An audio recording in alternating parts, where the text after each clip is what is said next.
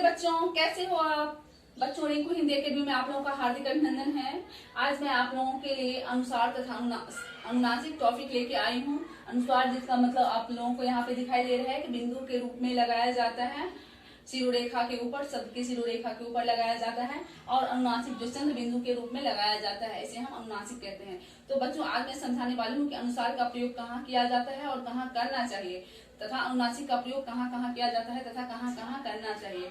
समझ गए बच्चों। बहुत ही सरलता और इसी तरीके से मैं आप लोगों को समझाने वाली हूँ। अगर वीडियो आपको पसंद आए तो वीडियो को लाइक कर देना और चैनल को दिल खोल के सब्सक्राइब करना, ताकि मैं आप लोगों के लिए ऐसे ही रोज रोज नए नए वीडियो एकदम ही सरलता से लेकर आती जाऊँ। समझ गए बच्चों। तो अब मैं स्टार्ट करती हूँ बच्चों। अनुस्वार, ये अनुस्वार है, इसका चिन्ह ये है, आप लोगों को दिखाई दे रहा होगा कि ये शिरोरेखा के ऊपर मैंने लगाया है बिंदु। ये बिंदु जो है ये अनुस्वार है। इसका प्रयोग कहाँ किया जाता है बच्चों। अनुस्वार का उच्चारण जो होता है वो नाक से होता है। समझ गए।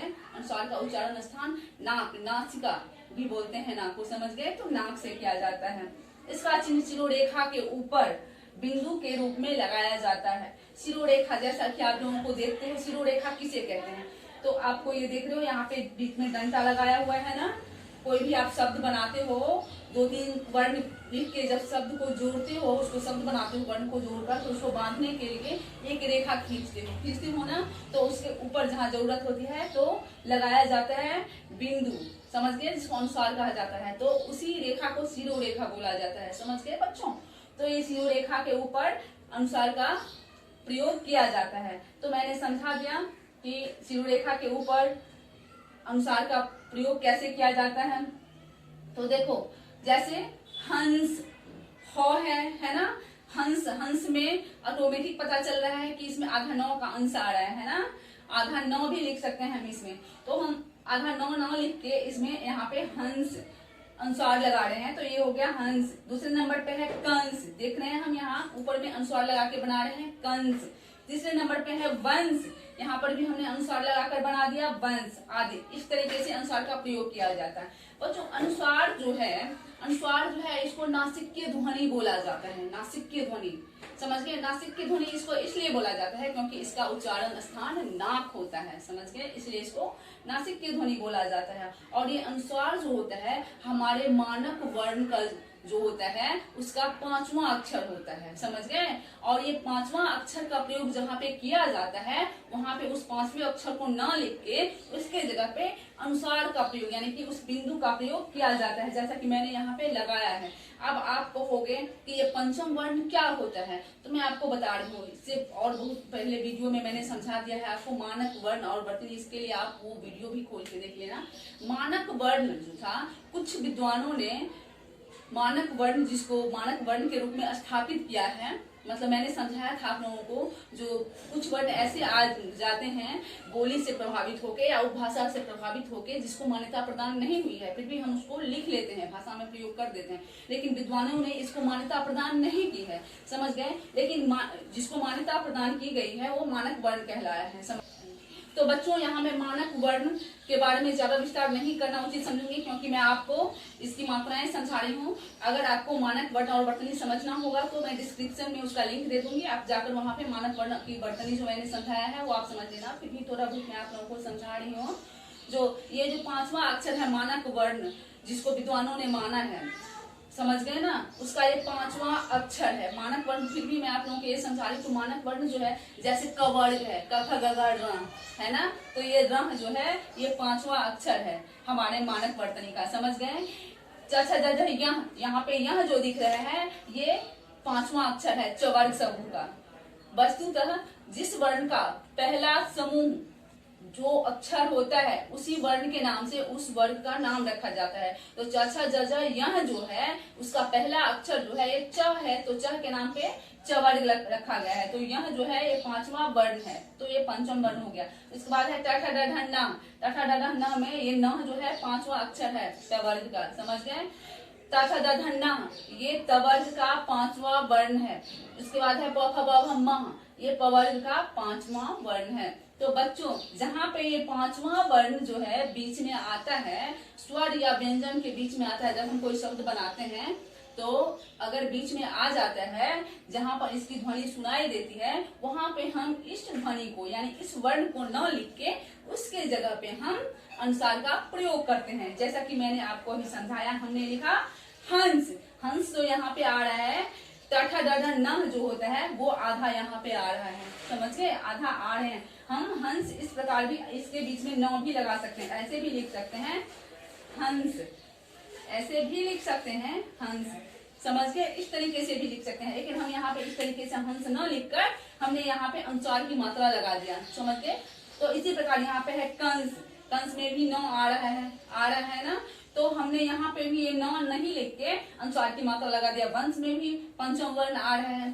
इसी तरह बहुत ऐसे अक्षर होंगे जहाँ पे पंचम वर्ण आता है, समझ गए। कहीं पे आता है म भी आता है, जैसे म लिखा हुआ है, न लिखा हुआ है। ये पांचों अक्षर जिस किसी भी शब्द के बीच में आ जाए, समझ गए ना, वहां पे हम इस पांचवें अक्षर को न लिख के इसके जगह पे अनुसार का प्रयोग शिरोरेखा के ऊपर कर सकते हैं, समझ गए। तो इस तरीके से अनुसार का प्रयोग किया जाता है। और बच्चों अब दूसरे नंबर पे है अनुनासिक। अनुनासिक जो है इसका चिन्ह ये चंद्र बिंदु है। चंद्र बिंदु को ही अनुनासिक बोला जाता है। तो इसके उच्चारण के समय हवा नाक तथा मुख दोनों के दबाव से बाहर निकलती है, समझ गए। और इस चिन्ह का चंद्र बिंदु के रूप में शिरोरेखा के ऊपर लगाया जाता है। चंद्र बिंदु जैसा कि मैंने आपको इस चिन्ह को दिखा दिया है, ये चंद्र बिंदु है। तो इसका प्रयोग शिरोरेखा के ऊपर, शब्द की जो शिरोरेखा है इसके ऊपर चंद्र बिंदु के रूप में लगाया जाता है।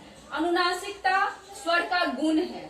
अनुनासिकता जो है यानी ये चंद्र बिंदु जो है ये स्वर का गुण है, ये एक स्वतंत्र ध्वनि नहीं है। आप लोगों को दिखाई देगा कि कहीं भी स्वर या व्यंजन में कहीं भी ये चंद्र बिंदु अकेला नहीं है, इसका उच्चारण कहीं भी नहीं है। अतः इसका जो है उच्चारण स्वरों के साथ किया जाता है। ये स्वर का एक गुण है, ये स्वतंत्र ध्वनि नहीं है, समझ गए। इसका प्रयोग स्वरों के साथ होता है। इसका प्रयोग हमेशा स्वरों के साथ ही होता है, समझ गए। जिन स्वरों की मात्राएं शिरोरेखा के ऊपर होती है उस जगह पर अनुनासिकता यानी कि अनुसार का ही प्रयोग होता है। चंद्र बिंदु का प्रयोग उस जगह नहीं होता है। अगर कोई शब्द है, उस शब्द के ऊपर कुछ किसी स्वर की मात्राएं होती है, समझ गए। तो जब स्वर की मात्राएं शिरोरेखा के ऊपर में होगी तब वहां पर फिर से अनुसार का प्रयोग होगा।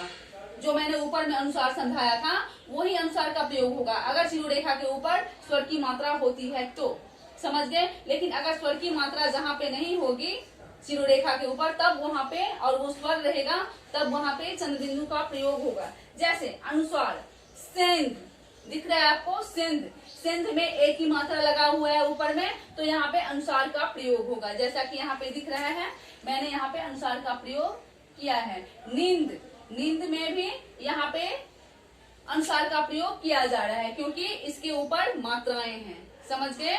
जिसके ऊपर मात्राएं होगी जिस शब्द के ऊपर तो वहां पे अनुसार का ही प्रयोग किया जाएगा क्योंकि वहां पे स्पेस कम हो जाता है, समझ गए।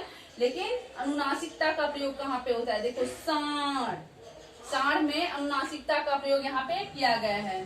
अनुनासिकता का प्रयोग किया गया है। नाद, नाद में यहाँ पे चंद्र बिंदु का प्रयोग किया गया है क्योंकि यहाँ पे प्रॉपर रूप से स्वर है। साण, नाद, चांद, मांद, कांच आदि बहुत से शब्द ऐसे हैं जो प्रॉपर रूप से स्वर होता है, वहां पे चंद्र बिंदु का ही प्रयोग किया जाता है। लेकिन अगर स्वर रहेगा भी लेकिन उसके ऊपर स्वर की ही मात्राएं रहेगी तो हम वहां पे अनुसार का प्रयोग करेंगे, सिर्फ बिंदु लगाएंगे, समझ गए। लेकिन जहाँ पे प्रॉपर रूप से स्वर रहेगा उसके ऊपर में स्वर की मात्रा नहीं रहेगी तब हम वहां पे अनुनासिक यानी कि चंद्र बिंदु का प्रयोग करेंगे, समझ गए बच्चों।